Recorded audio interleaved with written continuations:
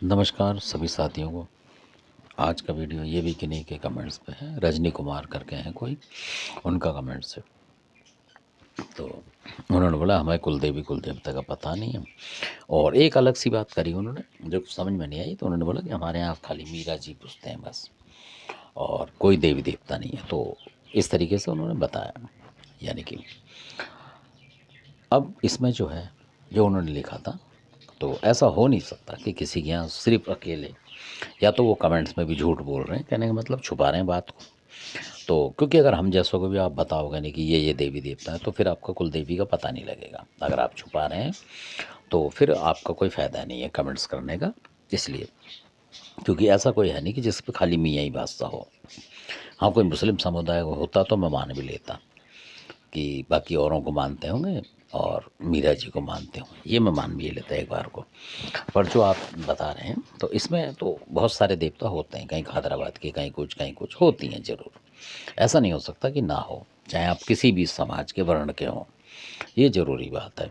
इसलिए तो खैर वो अलग बात है।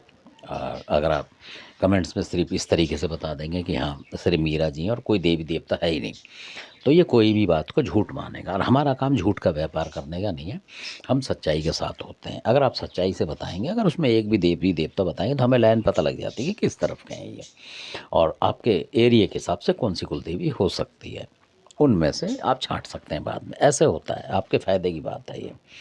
उसमें ऐसा नहीं कि आपके देवता का पता लग के कोई कुछ कर देगा, ऐसा थोड़ी होता है। तो कम से कम इतना भी आपको अंधविश्वास ही नहीं होना चाहिए, शक्की कह लें, शक्की नहीं होना चाहिए। क्योंकि आप अपनी समस्या बताएंगे नहीं किसी को, तो फिर उसका मतलब जो सुलझेगी कैसे, और या फिर बहुत सारे टाइम पास करते हैं, इस वजह से उन्हें सब पता होता है। तो मैं जो बात बताऊँगा कई बार किसी और का भी कमेंट्स आया था, तो राहुल चौहान करके उन्होंने लिखा, तो उन्होंने भी अपनी कुलदेवी पूछी है कि मतलब कुलदेवी हमें भी पता नहीं है, ऐसे करके वो बता रहे थे। तो अब इसमें ये बात बताया उन्होंने कि लोग कहते थे कि पृथ्वीराज की देवी को मानते थे, ऐसा कुछ उन्होंने बोला है कि किसी ने बोला था पहले कभी किसी ने। तो कई बार ऐसा होता है कि जो बोलने वाले सही बोलते हैं कई दफ़े। तो अगर आप मान लो किसी भी उस वर्ण में चले गए हैं और चौहान आपके नग लग रहा है, नग बोला जाता है कि लग रहा है, यानी गोत्र जो चौहान आ गया आपका, तो इसका मतलब आप पहले से चौहान थे पुराने टाइम में। फिर लड़ाई झगड़ों में वो बदल जाता है, कोई किसी में आ गया, कोई किसी में आ गया, बहुत सारों में है। और मुस्लिम संप्रदाय जो है उसमें भी चौहान गोत्र हैं कईयों में, और बहुत सारे और गोत्र भी हैं। इसलिए तो अब जो मैं आपको बात बताता हूँ वो ये कि अगर आपका चौहान गोत्र है, तो एक देवी मैं बता सकता हूँ आपको, जिसका आप तार पूजा देखें तो आपको पता लगेगा। और वो बिल्कुल फैक्ट बात बता रहा हूँ मैं आपको, कि चाहे पत्थर चौहान हो चाहे कोई हो, तो आप आजमा के देखें, बिल्कुल रियल निकलेगी ये बात। और उन लोगों को कोई किले वगैरह के भी सपने आते हैं कई बार, कई माता बताती है उन्हें कि मैं किले के अंदर थी, आप किले के बाहर हूँ, यानी कि वो अजमेर की माता मानी जाएंगी। क्योंकि दिल्ली में भी उनका ही मंदिर था, वो टूट गया है पुराने टाइम में, तो रहा नहीं इसलिए। तो क्योंकि जो इतिहास कहता है कि पृथ्वीराज जब लड़ाई के लिए चलते थे, तो वहाँ पे बकरे वगैरह की बलि दे के चलते थे वो, माता को प्रणाम करके। तो अजमेर में आज भी बकरे आपने देखा होगा, वो परंपरा बदली नहीं है, चढ़ते हैं। और चौहान जो हैं वही पूजा करते हैं, चाहे वो रावत हो चाहे कोई और हो, मतलब होते चौहान है सारे ही। इसलिए तो वो परंपरा है अभी।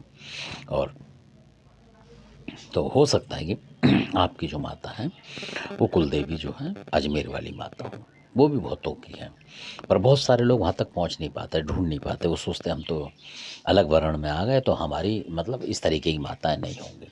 तो उसमें हमारा विषय ये है कि अगर आप सोते सोते भी उनका प्रार्थना करेंगे, अजमेर वाली माता की, अगर आपका पत्थर चौहान या कोई चौहान गोत्र है, तो देखेंगे कि आपको मिल जाएगी आपकी कुलदेवी। ये बिल्कुल हकीकत बात है।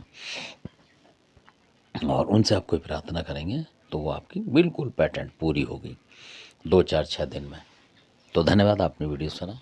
अच्छा लगे सब्सक्राइब शेयर लाइक करें।